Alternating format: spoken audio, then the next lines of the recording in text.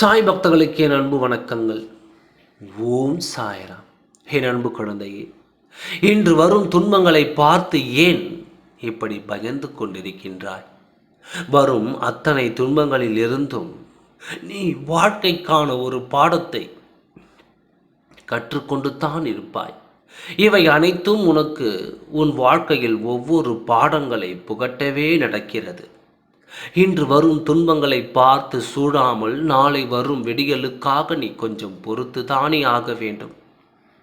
முதலில் உன்மேல் நம்பிக்கை வைத்தால் என்றால் நீ போகும் பாதை உனக்கு நன்றாக தெரியும்.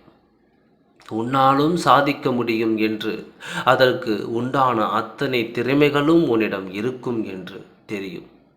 அதே கணம் உன் மீது நம்பிக்கை இல்லை என்றால் யார் வந்தாலும் உனக்கு எந்த நிலையிலும் உதவ முடியாது.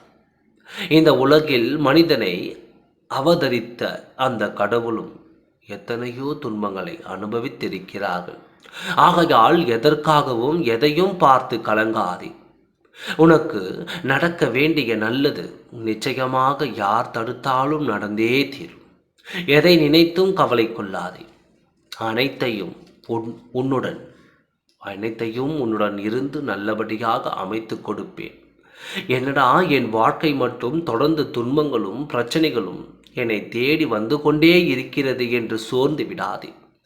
எது வந்தாலும் பார்த்து கொள்ளலாம் என்று ஒரு மனநிலை வரும்பொழுது வரும் துன்பங்களும் உன்னை விட்டு ஓடிவிடும். முதலில் உன் மீது நம்பிக்கை வைத்து வரப்போகும் அந்த பொன்னான காலத்திற்காக நீ காத்திருந்துதான் ஆக வேண்டும்.